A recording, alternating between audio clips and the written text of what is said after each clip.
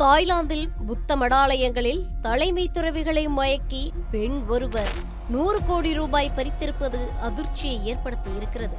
இது தொடர்பான விசாரணையில் புத்த துறவிகளின் 80,000 நிர்வாண படங்கள் மற்றும் வீடியோக்கள் சிக்கியிருப்பது அதிர்ச்சியை ஏற்படுத்தி இருக்கிறது.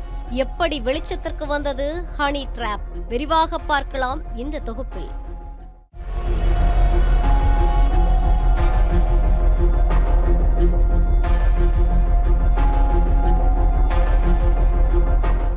Meenakshi Faculty of Physiotherapy admission open for BPT and MPT. Apply now. நீங்களும் ஒரு அரசு ஊழியராக உங்கள் எதிர்காலம் சிறப்பாக அமைய உங்கள் வழிகாட்டியாய் the mount study centre Thiruvallur. Training program for UPSC, TNPSC, TNU, SRB, TET, RRB, SSCL ranking. தென்கிழக்கு ஆசிய நாடான தாய்லாந்தின் தலைநகர் பாங்காங்கில் உள்ள புத்தர் கோவில் ஒன்றில் தலைமை துறவி சமீபத்தில் திடீரென தன் துறவு வாழ்க்கையை கைவிட்டார். இது சர்ச்சையான நிலையில் போலீசார் இது குறித்து விசாரணை மேற்கொண்டனர். அதில் துறவியுடன் நெருங்கி பழகிய பெண் ஒருவர் தான் கர்ப்பமடைந்ததாக கூறி 2 கோடி ரூபாய் கேட்டு மிரட்டியதால் அவர் துறவு வாழ்க்கையை விட்டு வெளியேறியது தெரிய வந்தது.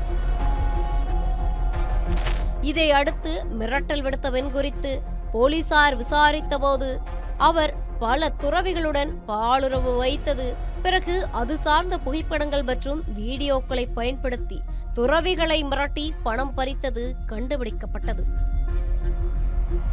புகழ்பெற்ற தாய்லாந்தில் பல ஆண்டுகளாகவே புத்த துறவிகள் பாலியல் குற்றங்களிலும் போதைப் பொருள் கடத்தலிலும் ஈடுபட்டு வருகின்றனர் என்ற குற்றச்சாட்டுக்கள் நிலவி வருகிறது. கடந்த ஜூன் மாதத்தின் போது புத்த மத துறவிகளின் தலைவர் ஒருவர் பெண் ஒருவரால் மோசடி செய்யப்பட்டதை தொடர்ந்து துறவரத்தை விட்டு வெளியேறினார் என்று போலீசார் கண்டறிந்தனர். கோல்ஃப் என்ற பெண் கடந்த 2024ஆம் ஆண்டு அந்த புத்த துறவியுடன் பழகி பின்னர் இருவரும் காதல் உறவில் இருந்ததாக கூறப்படுகிறது. பிறகு அந்த பெண் கர்ப்பமாக இருப்பதாக கூறி அவரிடம் கோடிக்கணக்கான ரூபாய் பணம் பறித்ததாகவும் கூறப்படுகிறது. மேலும் பல துறவிகள் இதே ரீதியில் அப்பெண்ணுக்கு பணம் அனுப்பியதை சுமார் 102 கோடி ரூபாய் வரை மிரட்டி பணம் பறித்து அந்த பெண் சொகுசு வாழ்க்கை வாழ்ந்ததை கண்டறிந்த காவல்துறையினர் அதிர்ச்சியடைந்தனர். புத்த துறவிகளை மிரட்டி பறிக்கப்பட்ட பணம் முழுமையும் கணக்கிலிருந்து எடுக்கப்பட்டது என்றும் அதில் குறிப்பிடத்தக்க அளவு பணம் ஆன்லைன் சூதாட்டத்திற்கு பயன்படுத்தப்பட்டதாகவும் கூறப்படுகிறது. இந்த நிலையில்தான் போலீஸ் அதிகாரிகள் கோல்ஃபின் வீட்டை சோதனையிட்டனர். அப்போது அவருடைய போனை கைப்பற்றிய காவல்துறையினர் அதில் 80,000க்கும் மேற்பட்ட வீடியோக்கள் மற்றும் புகைப்படங்கள் இடம்பெற்றிருப்பதை கண்டறிந்தனர்.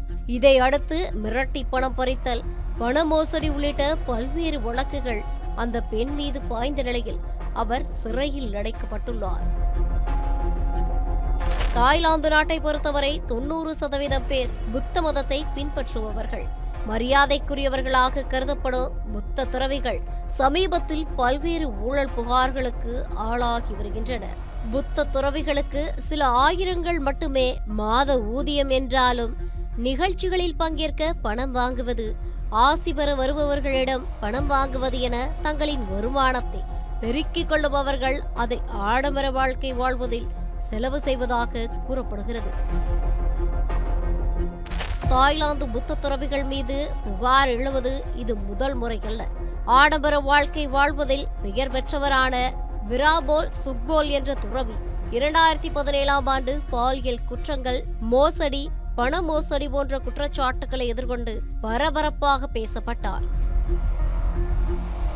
2022ஆம் ஆண்டு தாய்லாந்தின் வடக்கு பிராந்தியத்தில் அமைந்திருக்கும் பெட்சாபோனில் உள்ள புத்த கோவில் ஒன்றில் இருந்த 4 துறவிகளும் போதைப் பொருட்கள் பரிசோதனையின் போது கைது செய்யப்பட்டனர்.